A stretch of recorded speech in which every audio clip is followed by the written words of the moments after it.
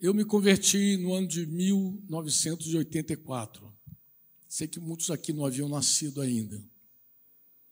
Me converti numa denominação chamada Congregacional em Realengo, da onde vieram Ideraldo, Marilda e tantos outros.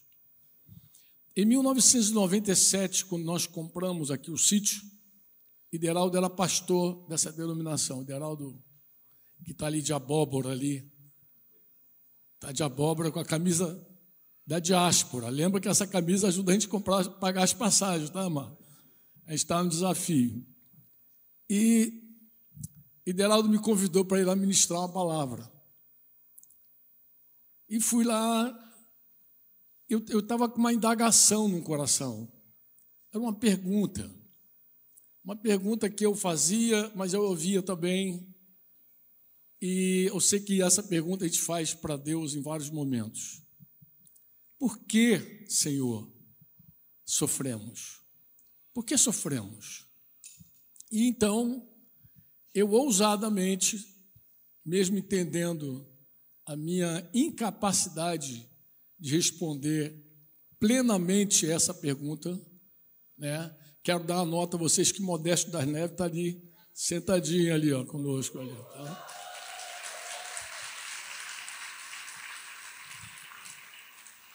E eu ousadamente, mesmo sem a pretensão de ser pleno, eu comecei então a buscar responder naquela reunião lá na Congregacional em Realengo, em 1997, essa pergunta. Por que nós sofremos?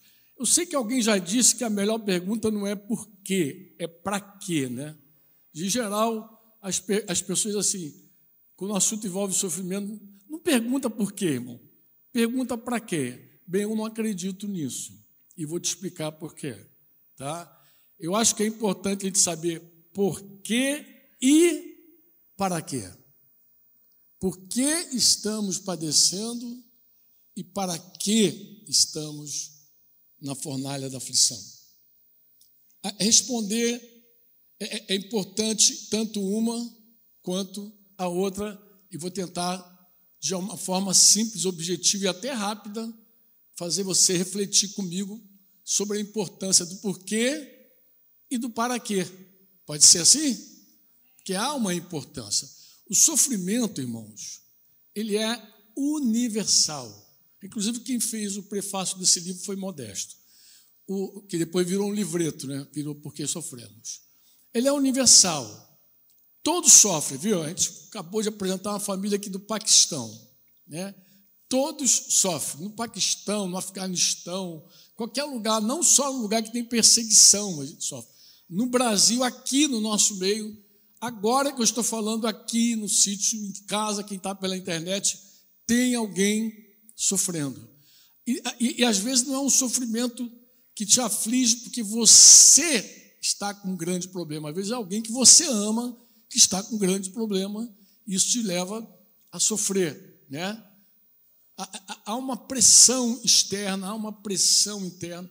O sofrimento ele é universal, mas a maneira como a gente lida com o sofrimento não é universal. Como assim, Franco? Não é. A maneira como a gente lida com o sofrimento ela depende da nossa fé.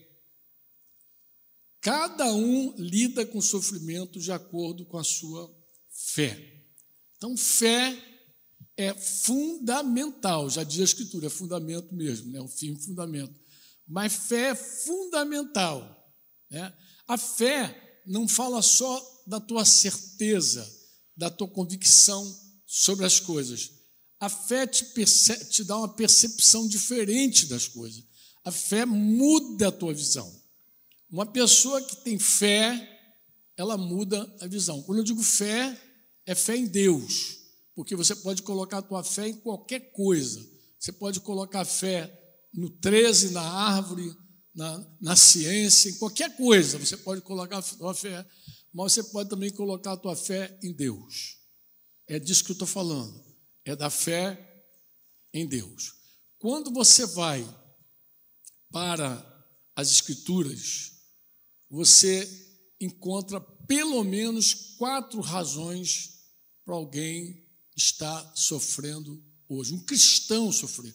Porque, claro, quando você pensa assim no sofrimento do incrédulo, você tem uma ideia. O cara está longe de Deus, não conhece o Senhor, né? Está ali sofrendo, quebra todos os princípios e tal.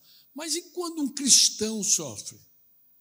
Aí parece que isso, a pergunta, a indagação potencializa, né? Porque se é um cristão, onde está teu Deus? Onde ele está? Onde é que está meu Deus? Meu Deus me desamparou, me deixou. Cadê o Senhor que não está aqui agora para me livrar? Quem pode livrar como o Senhor? Ele é poderoso. Mas, meu Deus, por que Deus não vem? Por que Ele não me salva? Por que Ele não estende as mãos? Por que Ele não faz algo por mim? Se tudo está assim a um clique, um piscar de olhos, basta uma palavra tua. Basta uma palavra tua, os montes se... Então, tudo...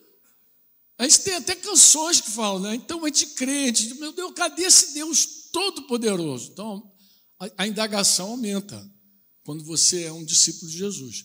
Mas vamos começar a falar, então, sobre ser um discípulo de Jesus, né? A origem desse sofrimento que você está vivendo pode ser, né? Pode ser aquilo que a gente chama de provação, a prova da tua fé. Deus pode estar, nesse exato momento, provando a tua fé. Alguém pode falar, mas provar a fé, por qual propósito? Não vou falar de propósito, não. Primeiro, deixa eu te explicar uma coisa. Nem tudo que nós chamamos de provação é provação. A prova, irmãos, é um sofrimento que brota quando você não fez absolutamente nada para passar por aquilo. Não foi algo que você planejou, você estava tranquilo, você estava bem. Você deve lembrar de Jó. Jó, capítulo 1, versículo 1, diz que havia na terra de Uz um homem, cujo nome era Jó. O testemunho que o versículo 1 e o capítulo 1 de Jó vai dar é que ele era um homem íntegro, acho que até colocaram aí, né? Íntegro e reto, e ele temia o Senhor e se desviava do mal. Esse é Jó. Então, toda a tribulação que começa no livro de Jó, né? Jó termina Esther, depois começa Jó. Você vem de uma história assim de vitória lá de Esther, dos povos judeus e tal, da festa do Purim, e entra no livro de Jó. E Jó é aquele camarada que não provocou aquele sofrimento. Mas ele tinha medo, aquilo que eu... Queridos, ele era um ser humano como nós. O ser humano sofre e tem medo. A Bíblia não diz que ele colheu fruto do que ele plantou. A Bíblia diz que toda aquela guerra começou no céu, começou num outro lugar. Ele não provocou nada, ele não fez nada. Ele estava ali e foi vítima de algo que começou uma conspiração contra ele, não na terra, mas no céu, né? Quantos de vocês podem dizer assim, amém? Amém. Como é que Pedro fala da provação? 1 Pedro 4, versículo 12, ele vai dizer assim, vou ler aquela versão NAA. Ele vai dizer, amados, não estranhem o fogo que surge no meio de vocês, destinado a pô-los à prova. Pô-los à prova. Como se alguma coisa extraordinária estivesse acontecendo. Pelo contrário, alegre-se. Olha só, olha que coisa interessante. Quando alguém está sofrendo por causa de uma prova, o mandamento é alegre-se. Fica alegre.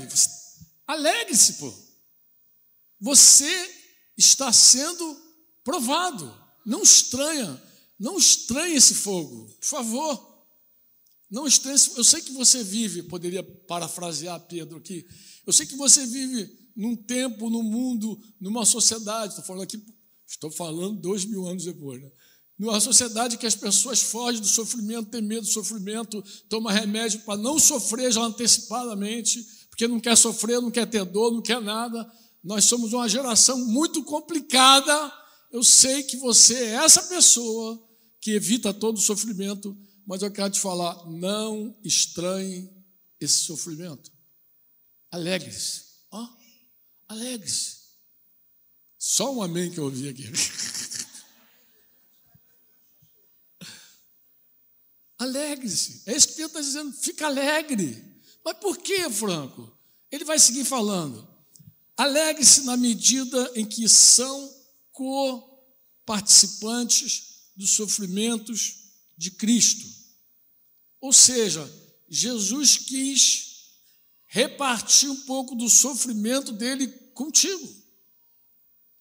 Ele quis que você experimentasse também um pouquinho de sofrimento.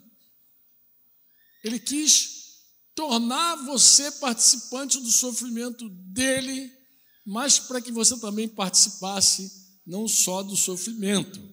Ele diz, para que também na revelação da sua glória vocês se alegrem exultando. Eu gosto muito da expressão glória, embora muita gente nem compreende, mas eu ia usar um exemplo que eu ouvi hoje cedo lá na sala do presbitério, mas não vou precisar contar, porque vocês ouviram o próprio Arif contando aqui. O que é glória, irmão? Glória é exatamente o que ele explicou para a esposa dele. Ele disse, filha, eu não sei, eu não tenho explicação. Ela falou, esse povo não conhece a gente, esse povo é diferente, não é da mesma raça, não é do mesmo. Mas por que eles nos amam? Por que eles cuidam tão bem de você? Por que eles te querem tanto? Por quê? Olha, eu não tenho resposta para tudo, mas eu posso garantir uma coisa, eles querem mostrar o amor de Cristo. Glória é isso, é dar visibilidade para Deus. O que é glória? Eu vi a glória, você viu Deus. Glória é quando alguém revela Jesus, quando alguém revela o Pai, quando alguém revela o Espírito Santo para outra pessoa. Isso é glória. Eu sei que alguém diz assim, glória, tá bom, dá glória. Mas dá glória quando você vê a glória. Glória fala de visibilidade. Eu vi a glória. Então, quando você vê Deus em alguma situação, você pode dizer glórias a Deus.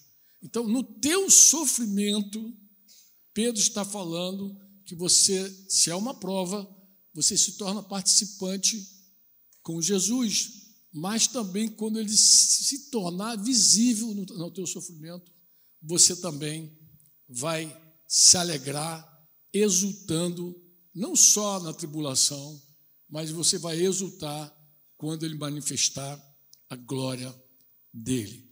Quantos podem dizer amém? Quantos podem dizer amém? Não é um castigo, Deus não está te castigando. Deus está refinando a sua fé. Você diz amém ou não? Amém? Tiago também vai dizer a mesma coisa. Tiago, capítulo 1, ele também vai dizer a mesma coisa. Se você pegar lá Tiagão 1, ele vai dizer a mesma coisa para você. Deixa eu ver aqui, senão, logo no iniciozinho, versículo 3, sabendo que a aprovação da fé que vocês têm produz perseverança. Ora, eu tenho que ler, né? O versículo 2. Meus irmãos, tenham por motivo de grande alegria. Parece que está falando para uma geração. Tenha por motivo de grande alegria. Grande alegria. O quê? O fato de vocês passarem por várias provações. É motivo de alegria. Eu sei que está tudo murcho assim, mas calma que a gente vai chegar lá. Sabendo que a provação da fé que vocês têm produz perseverança. Sabe quando você pede perseverança a Deus? Fala assim, perseverança. Fala perseverança. Se você pedir perseverança a Deus, o que Deus vai te dar? Prova. Ele vai meter você na fornalha. Mas por quê? Porque é essa fornalha que vai produzir a tal da perseverança que você pediu a Deus. Fala assim, sabedoria. Diga sabedoria. Quando tu pede sabedoria a Deus, o que Deus te dá? Temor. O temor é o princípio da sabedoria. Um crente sem vergonha, ensaboado, que vive brincando com o pecado, eu sei que não tem sabedoria nenhuma. Ah, como é que tu sabe? Porque não tem temor nenhum do Senhor. Ele não conhece o temor do Senhor. Então não tem temor, não tem sabedoria. Não tem fogo, sofrimento, não tem perseverança. Não sei se você me entende. Quantos dizem amém? Bem, a segunda razão, segundo motivo. Não, mas deixa eu falar uma coisa que eu já destaquei em algum lugar, que acho que eu devo ter colocado no livro, que é o que eu falo da importância de conhecer a causa. Né? Quando nós sofremos por sermos coparticipantes do sofrimento de Cristo, a instrução para nós é o quê? Nos o quê? Ixi, gente, vocês não tomaram café hoje, não? Alegrarmos, desalegrarmos. Alegrarmos. Diz alegria. Ixi, gente, tem que cantar O Senhor é Bom de novo aqui, Flecha, para a galera. O Senhor é bom, tem que animar. É alegria. Gente, está sendo provado, alegre-se. Quando nós somos insultados por causa do nome do Senhor Jesus, aí Pedro vai falar isso também lá no versículo 14, ele vai dizer que nós somos insultados, ele vai dizer que somos felizes, porque o Espírito da glória, que é o Espírito de Deus, repousa sobre nós. Você diz amém ou não? Amém. Se nós sofremos por causa da justiça do reino, nós somos felizes, não devemos ter medo de ameaças, você pode dizer amém ou não? E tampouco ficarmos angustiados, está lá no capítulo 3, versículo 14. E não é da vontade de Deus, agora sim, olha só, que Pedro também vai falar isso, no capítulo 1, versículo 15, vamos ver lá, capítulo 4, desculpa, versículo 15 de 1 Pedro. 1 Pedro 4, 15, isso é importante demais dizer, porque agora eu vou puxar aqui o meu segundo motivo, né?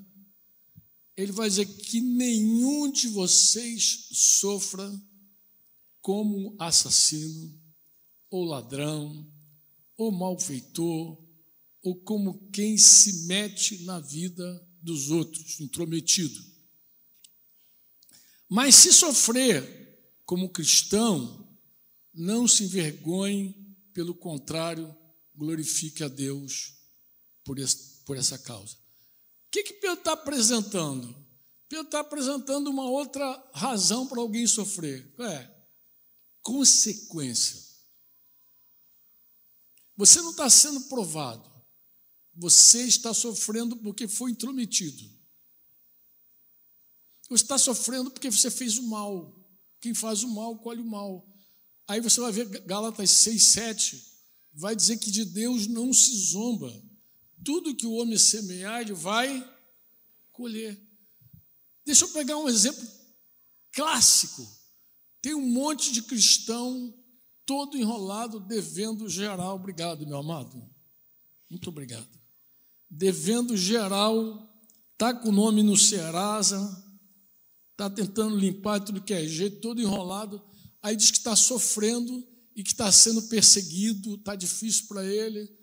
Mas quando você senta com esse cidadão, ou com essa cidadã, e vê a real causa do problema, você pode descobrir que não é uma prova, mas é consequência de má administração, consequência de ostentação, consequência de uma série de coisas carnais da vida do cristão, que levou ele para aquele quadro, um quadro de sofrimento, porque dever não é fácil, quem deve e se preocupa em pagar. Claro, tem gente que não esquenta com nada, mas tem gente que se preocupa em pagar. Essa pessoa que deve se preocupa em pagar, ela não tem sossego, ela não dorme direito, tal. Mas quando ela faz uma análise direitinho, bonitinho ali, ela vai descobrir que pode ser uma consequência e não uma prova, né? Eu me recordo de uma história de um rapaz entre nós, que há muito tempo parece que alguém deu um soco nele, deu um aperto nele num ônibus, ou num trem, não me lembro bem se era ônibus ou trem, acho que era um ônibus. E ele veio com um discurso de que o diabo estava furioso, porque o diabo sempre está furioso, né, cara, para os crentes. Né? Satanás está furioso com ele. Parecia uma grande prova. Mas conversa vai, conversa vem, se descobriu o quê? Que ele se engraçou com a mulher no ônibus, entendeu? E aí alguém deu-lhe um pega nele. Isso é prova, irmão. É prova. É isso que Pedro está falando. Que ninguém sofra por fazer o mal. Isso não tem nada a ver com prova. Isso é consequência. E o que muda? O que muda eu saber se é consequência ou se é uma prova? Muda. Muda muito. Por quê? Porque se eu estou colhendo o que eu plantei, é hora de me humilhar, de confessar e de me arrepender. Você toma uma decisão errada na tua vida, é teimoso, obstinado, obstinada. Está colhendo o fruto da tua obstinação. Não é hora de você se humilhar, pedir perdão, se arrepender desse mau caminho? O que tem a ver com prova? Não tem nada. E Deus nem vai dizer para você, alegre-se. Não, tu nem alegra não, fica triste mesmo, vai chorar mesmo. Aí não tem nem alegre não, agora tu vai cantar outra canção. Eis-me aqui, Senhor, rendido. Canta qualquer uma, de quebrantamento, de choro, porque teu tempo é de pranto. Por quê? Porque você foi obstinado, rebelde, teimoso, não ouviu Deus na boca de ninguém, não ouviu Deus falando no teu coração, não ouviu Deus falando na Bíblia. Você acha que a Bíblia aceita tudo, é o homem que escreveu, tem lá o teu discurso qualquer. Agora você sofre e eu te falo, o melhor para você é enxergar que você plantou e está colhendo. E que bom para você se você se arrepender, se humilhar e confessar. Quantos dizem amém? Porque quem faz o mal tem que se arrepender. Você concorda comigo ou não? Não, eu sinceramente, eu não animo ninguém a se alegrar porque está colhendo coisa ruim. Não digo, fica alegre não, meu irmão, vai chorar mesmo. Porque agora é tempo de você plantear. Plantear. Não ouviu o Senhor, fez na carne, quem semeia para a carne colhe corrupção. Aí é tempo de plantear mesmo. E não tem problema de plantear, não, gente. Pelo amor de Deus, Deus enxuga a tua lágrima. Você diz amém ou não? Não tem problema, não. Vamos lá. O sofrimento pela consequência é um fato. O terceiro motivo, a terceira causa para alguém estar sofrendo muito é aquilo que a gente chama de disciplina de Deus. Oxente, o que será isso? Aí a base disso está em Hebreus 12. A disciplina de Deus, irmãos, ela é diferente da prova num aspecto e é diferente da consequência em outro aspecto, porque tem muita gente que está sofrendo mesmo a consequência, mas ainda não é a disciplina de Deus.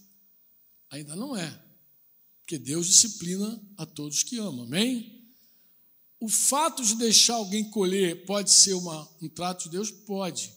Mas a disciplina de Deus ela é muito mais contundente, mais intensa.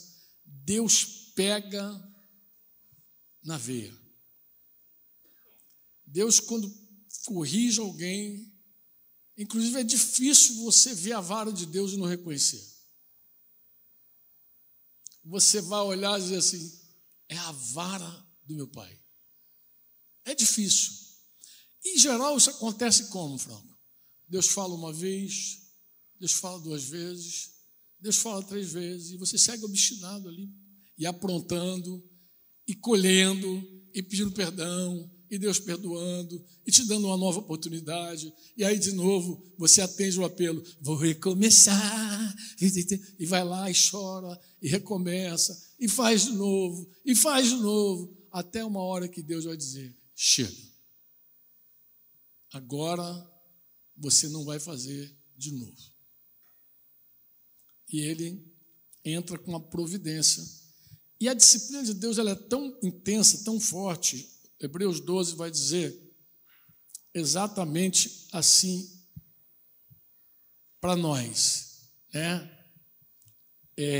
Primeiro ele vai dar uma palavra de ânimo para quem está correndo essa corrida. Eu gosto muito de destacar esse versículo 3, que diz, portanto, pensem naquele que suportou tamanha oposição dos pecadores contra si mesmo, para que vocês, isso está sublinhado na minha Bíblia, para que vocês não se cansem nem desanimem.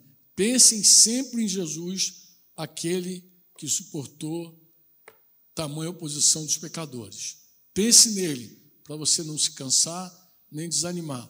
Agora ele vai dizer, na luta contra o pecado, vocês ainda não resistiram até o sangue. Obrigado, Flecha. Flecha até trouxe aqui o livretinho, porque sofrendo.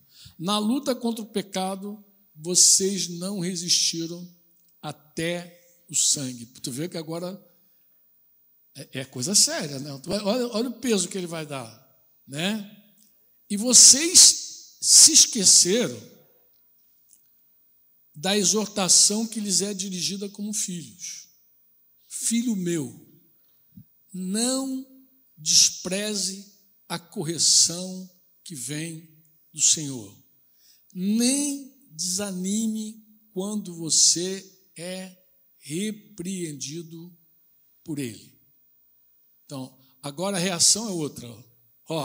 Não fala de alegria, não está falando de pranto, mas está falando... A primeira advertência é não despreze. Não considere coisa de nada. Não despreze. Se Deus está com a vara na tua vida, é hora de parar tudo, de colocar toda a atenção no que Deus quer. Foi Tozer que falou há muitos anos, embora meu amigo Lucas disse que era calvino, porque os presbiterianos gostam de levar tudo para calvino mesmo. Mas assim, Tozer disse que o sofrimento é o megafone de Deus. Como assim o megafone? É assim, se Deus tiver que falar mais alto, vai doer. Porque Ele fala baixinho contigo, suavemente contigo, no teu espírito, vai falando, e você segue teimando, mas não é praga, presta atenção, não é maldição. Assim diz o Senhor, se você seguir esse caminho teimosamente, vai doer, porque Ele vai precisar falar mais alto contigo. Por isso que Ele usa essa expressão. Megafone, os mais novos não conhecem, mas megafone é olha a pamonha. Então, assim, megafone é quando você lembra do megafone? Aquele alto-falantezinho. Claro, no tempo dele devia ser até um mais simples. Mas o cara usava aquilo ali, um megafone, para dar mais som, para falar mais alto. Então, se Deus tiver que falar mais alto contigo, vai doer. Então, é nesse sentido que ele usa a expressão. É para a disciplina que vocês perseveram. Deus os trata como filhos. E qual é o filho a quem o pai não corrige? Talvez você, como pai, nunca tenha tido a carga de corrigir teus filhos. Talvez você, como mãe, alise o ego dos teus filhos o tempo inteiro. Mas com Deus não é assim. Deus vai corrigir. Se você está sem correção, se estão sem correção, da qual todos se tornam participantes, então vocês são bastardos e não filhos. Então, a disciplina é do nosso Pai. Você diz amém ou não? Você diz amém ou não? Eu preciso receber, acolher no meu coração, não desprezar, não desanimar. Tem uma versão antiga que fala assim, não desmaie na alma. Por que desmaia na alma? Porque quando a vara está doendo, a vontade que dá é de desmaiar mesmo. Não, tem gente que pede até para morrer. Me leva, Senhor, me leva. Sabe por quê? Porque a disciplina de Deus é algo que você não tem como escapar.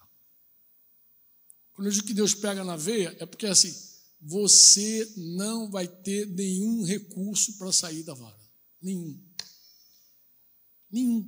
Você vai ficar ali apanhando. Para onde você correr, apanha. E não tem como fugir. É um negócio impressionante. A disciplina não tem... eu vou tomar droga, ficar de cama. Pode fazer o que você quiser. Mas quando o efeito da droga passar, a vara está cantando. Não para. Aí vai lá, não, estou tomando, eu quero dormir, fazer sonoterapia. Pode fazer o que pode fugir. Você pode tentar fugir, mas não vai dar certo. Não vai dar certo. Por quê? Porque quando você voltar a si, a vara está em cima. Não tem como. Só sabe quem passou. Quem aqui já foi disciplinado pelo Senhor? Levanta a mão, não. O que eu estou falando é ou não é?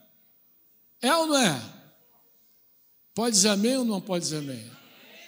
Tem gente que já sabe como é que a vara é doída. Então, é uma advertência.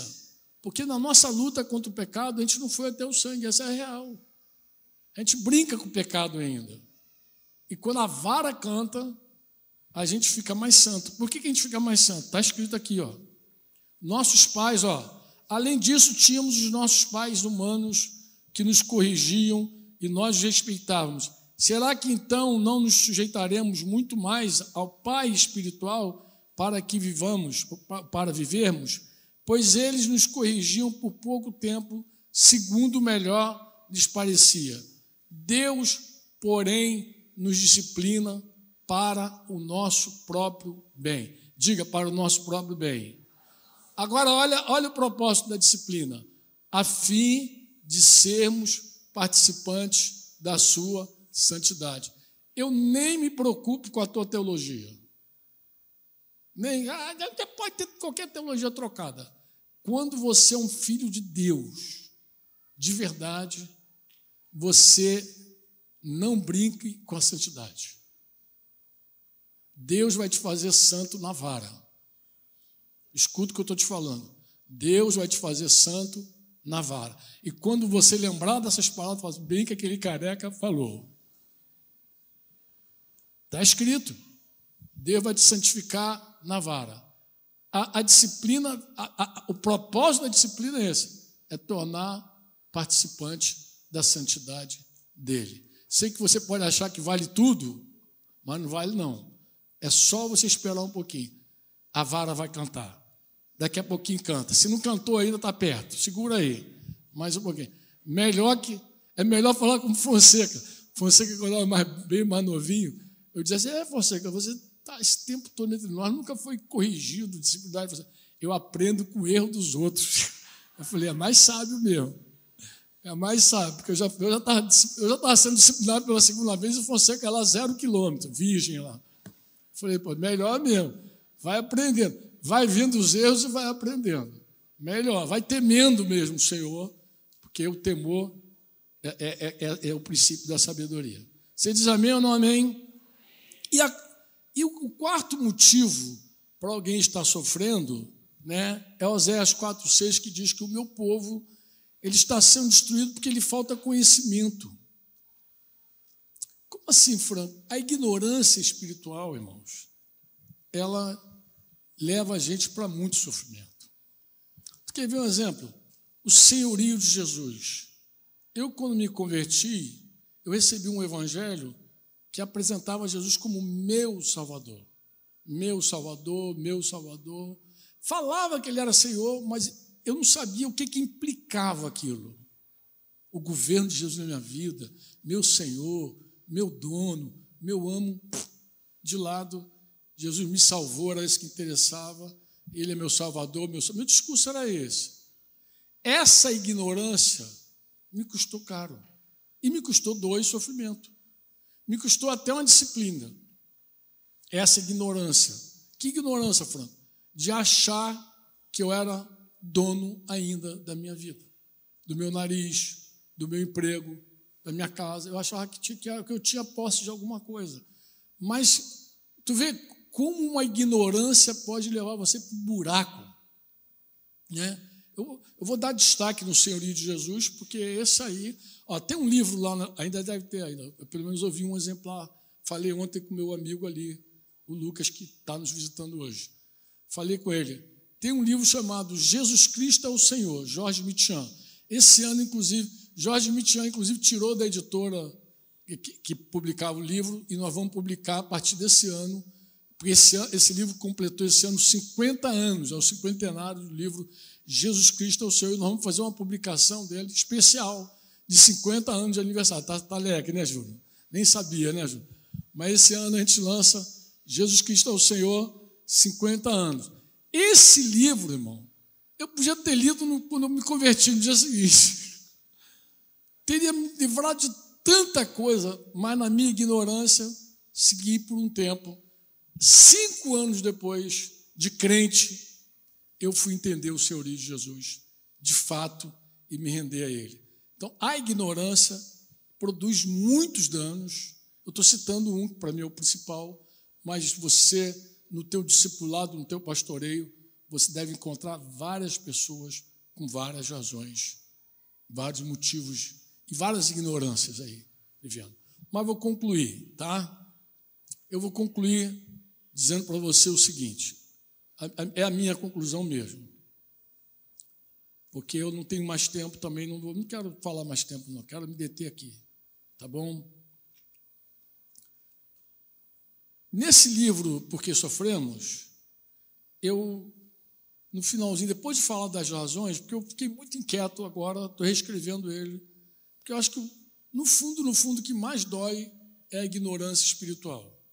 Uma ignorância espiritual pode ser imposta sobre você, de uma liderança cega, de uma liderança de pastores obstinados, cegos também, e às vezes até por espíritos enganadores, que te leva a ser ignorante. Mas pode ser também uma ignorância escolhida. Como assim, Franco? Paulo falou a Timóteo que nos últimos dias, os dias seriam difíceis, porque muita gente ia buscar mestre segundo a sua própria cobiça, como se tivesse coceira. Então, tem gente que é ignorante, porque escolhe ser ignorante, busca aquela doutrina, aqueles mestres que vão falar o que você quer ouvir, e tem gente que é ignorante por imposição mesmo. Mas a ignorância desses 4 motivos, para mim, é o que mais choca o coração pastoral de qualquer pastor que estiver me ouvindo aqui. Qualquer um que tem um coração pastoral, quando vê alguém sofrer por ignorância, bate forte. Por quê? Porque vocês, poxa, eu sou um pastor, eu teria que estar, de alguma forma, cooperando com a vida dessa pessoa e ajudando e trazendo verdades. Que verdades? Eu, há muitos anos, ouvi, de verdade, eu não me lembro se foi Mitian ou Christian Romo quem disse, uma equação que era mais ou menos assim: sofrimento, tribulação, mais mentiras do diabo é igual destruição. Então, se você está sofrendo, e se você somar o teu sofrimento às mentiras de Satanás, o engano, você vai ser destruído. Sofrimento mais verdades de Deus é igual a edificação. Então, se você pegar teu sofrimento e adicionar as verdades de Deus no teu sofrimento, você sai edificado. Se você adicionar a mentira do diabo, você sai destruído. Por quê? Porque a verdade de Deus produz fé. Lembra que eu falei da fé? Fé. E as mentiras vão roubar a tua fé, vai destruir a tua fé. Então, deixa eu bater aqui 6 verdades para terminar. 6 verdades. Não vou trazer capítulo, versículo bíblico para você assim citar. Não vamos ler, porque o tempo também não permite, mas deixa eu falar 6 verdades para você. 6. Primeira verdade, diga comigo. Diga comigo assim, quero tocar essas 6 verdades. Diga assim: Deus vai nos ensinar em meio ao fogo. Diga, Deus vai nos ensinar em meio ao fogo. Como é que eu sei que o sofrimento traz ensino? Hebreus 5,8 diz que Jesus, embora sendo filho, ele aprendeu obediência por aquilo que sofreu. Talvez você tenha que entender melhor como que Jesus, sendo quem ele é, aprendeu alguma coisa. Mas ele precisou aprender. Como Deus não precisava aprender nada, mas como homem precisou aprender. E aprender a única coisa que ele não sabia: obediência. porque Jesus nunca obedeceu a ninguém. Ele é Deus, sempre mandou em tudo. Mas, sendo homem, aprendeu a obediência. E qual foi a escola de Jesus? O sofrimento. Aprendeu por meio das coisas que sofreu. Diga comigo assim: Deus vai nos transformar no meio ao fogo. Diga: Deus vai nos transformar por meio do sofrimento. Como é que eu sei disso? Romanos 8, 28 vai dizer que todas as coisas cooperam para o bem daqueles que amam a Deus, daqueles que foram chamados segundo o seu propósito. E o 29 vai dizer que ele nos predestinou para sermos conformes à imagem de Jesus. Ou seja, todas as coisas inclui tudo. Tudo, inclusive teu sofrimento que você está hoje passando. Deus vai pegar, mas é prova, não importa. É consequência, não importa. É disciplina, não importa. É ignorância, não importa. O que importa é que Deus vai pegar isso tudo e vai fazer convergir para o teu bem, se você tão somente o ama e foi chamado segundo o propósito dele. Ele vai pegar esse negócio todo e vai transformar você na fé, no caráter, no conhecimento, na graça. Ele vai te fazer crescer em tudo. Você crê? Diz comigo assim: Deus preside aos dilúvios. É outra verdade que você precisa crer. A presidência, o governo não está em tuas mãos. Você não tem o controle de absolutamente nada. Um dia você vai descobrir isso. Talvez quando ficar mais velho você descubra. Quando é jovem a gente pensa que tem controle ainda. Quando começa a ficar velho a gente pensa: meu Deus do céu, que negócio é esse? Né? Eu tenho um amigo, não vou falar o nome dele não, mas um dia ele ficou muito doente. Doente não, na verdade ele não estava doente. Surgiu um tumor nele, ele foi fazer uma cirurgia. Amigo muito querido, bem conhecido da galera, mas eu não vou falar o nome dele não. Não vou falar o nome dele não, para que falar, né? Eu sei que um belo dia a gente foi visitá-lo, né? Fui com o Marcão lá visitar esse meu amigo, e chegou lá, a esposa dele falou assim: eu acho que ele está delirando, ele passou a noite toda dizendo assim: eu quero o controle, me dá o controle, acho que ele quer ver televisão. Falei: Fluminense não é, porque ele não está com essa bola, já o Fluminense já era caído naquela hora. Eu falei: bem, eu falei para ela: ele quer o controle, querida, é o que ele quer o controle, ele não quer o controle da televisão, ele quer o controle da situação, só que ele está sem controle, porque deve ser um homem forte, aquele homem que quer controlar as coisas, e aí descobre que não tem controle. Mas quando você não tem controle e se une àquele que tem controle, tu descansa naquele que tem controle. Amém? Eu não controlo, mas ele controla tudo. Ele reina, ele preside todas as coisas. O domínio está em suas mãos, Senhor, para sempre. Está tudo contigo. Eu perco o controle toda hora, mas ele nunca perde o controle de nada. Você diz amém ou não? Outra coisa que você pode crer, diga comigo: os planos de Deus não se frustram. Os planos de Deus não se frustram. Jó declarou isso, né? Nenhum dos seus planos podem ser frustrados. Isaías também disse que os planos de Deus não serão impedidos. Quinta verdade, diga comigo assim: Deus está conosco.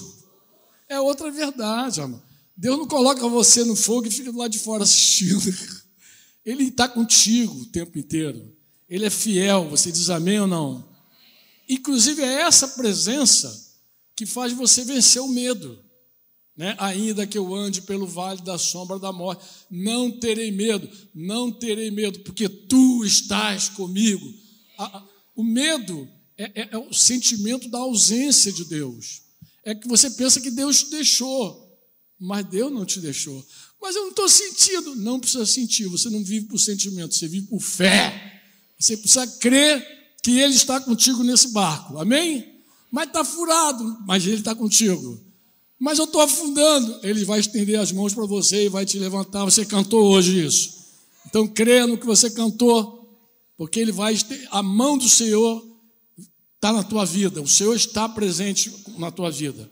Você diz amém ou não? E por fim, diga comigo assim: Deus, diga Deus nos restaurará. Diga, Deus nos restaurará. Olha, amado, o choro pode durar uma noite, mas a alegria vem pela manhã. Toda tribulação tem fim. De um jeito ou de outro, vai ter fim. De um jeito ou de outro. Não tem aquela coisa, Deus me meteu num sofrimento eterno. Isso não é verdade. Isso é uma baita mentira. E tem sofrimento que dura tempo, dura. Nós trouxemos aqui a família do Arif 10, 12 anos sofrendo. Distanciamento. Não estou falando da perseguição, não estou falando de distanciamento. Mas passou. Hoje eles estão alegres. Alegre. E nós com eles. Você diz amém ou não? Amém. Nós com eles. O que a gente precisa agora, nesse momento? Primeiro, a gente precisa de intercessores. É muito bom quando você está sofrendo e alguém está intercedendo por você. Gente que tem compaixão de você, gente que se coloca na mesma condição e clama a Deus, se coloca na brecha pela tua vida, não importa a causa, não importa se é prova, se é consequência, se é disciplina, se é ignorância, ora por você e chora por você e clama por você e não te esquece dia e noite. Mas não apenas isso, você que está sofrendo tem que orar também. Você precisa orar. Tiago vai dizer, está alguém sofrendo? Ore. Está alguém sofrendo aqui entre nós? Ore. Eu quero terminar assim, orando. Nós oramos por essa família há muito tempo. E nos últimos tempos, acho que o nosso clamor aumentou, né? Que a gente via as barreiras aumentando. Mas Deus, Ele é poderoso para fazer infinitamente mais do que tudo quando nós pensamos, tudo quanto nós pedimos, inclusive. Quem quer orar? Vou fazer um convite assim. Quem está passando pelo fogo? Essa é a palavra. Quem está passando pelo fogo? Qual a canção? Você quem sabe cantar? Minha canção. O Cláudio está falando de uma canção que o Senhor me deu há muitos anos, quando eu estava no meio do deserto. Essa canção se chama Revelação ao Espírito. É uma revelação mesmo. Eu esperava que os homens viessem a meu socorro, naquele momento que eu estava vivendo. Mas Deus falou assim um dia comigo, eu já te enviei meu socorro. E eu não conseguia compreender, porque eu achava que o meu socorro ia vir por meio de alguém. E Deus falou, já enviei meu socorro. Aí um dia eu comecei a chorar com Deus, a orar e chorar. Peguei o violão e aí começou a vir uma canção. E o refrão dessa canção era assim, ó Espírito Santo, Tu és maravilhoso. Me revelaste o coração do Pai.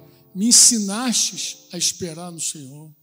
Me revelaste o coração do Pai. Me ensinou a esperar no Senhor. Porque eu esperei homens vir a mim. Mas Tu já me deu o melhor. Porque o melhor de Deus é Jesus. Quantos receberam Jesus aqui já? Quantos têm Jesus como Senhor da tua vida?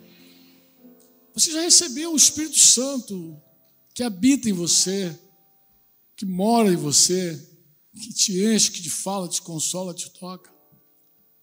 Amém? E Ele te revela Jesus.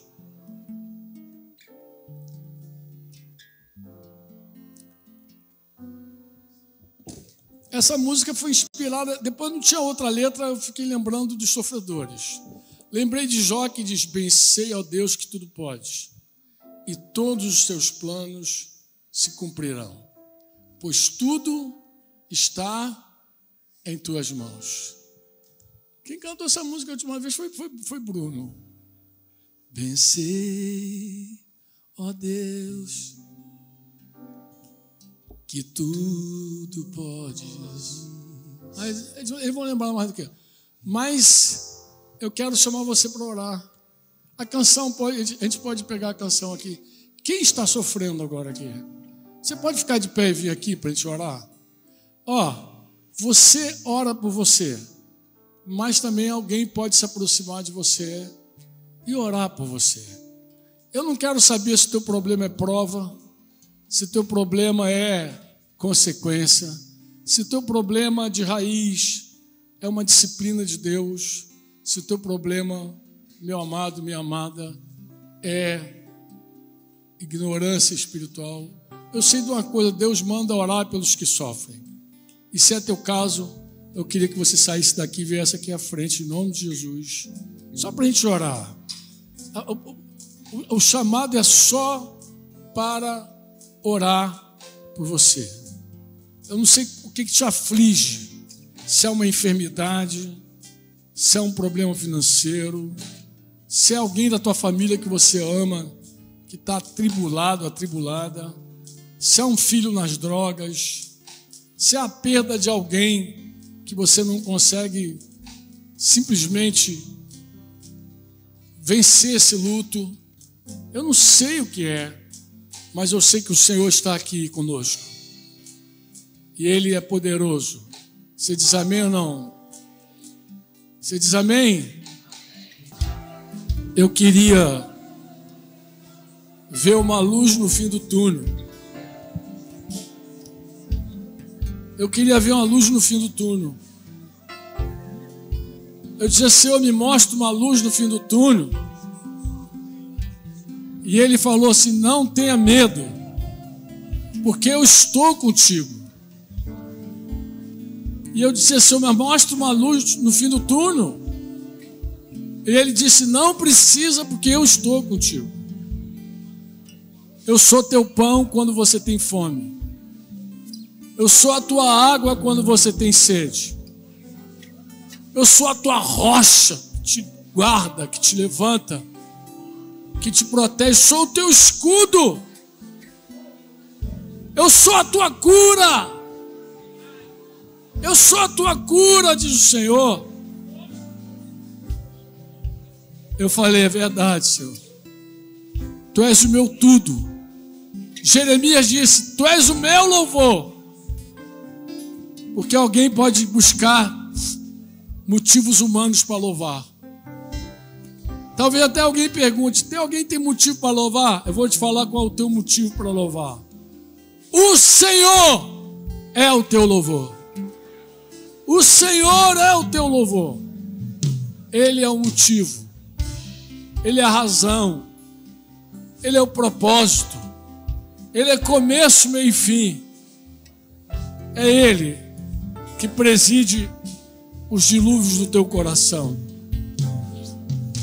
Essa canção, quando eu terminei ela, eu orei, chorei mais um pouco. Eu me levantei e eu sabia que a vitória tinha chegado. Eu sabia, irmãos. Eu sabia, porque algo mudou dentro de mim. A mudança se deu dentro de mim.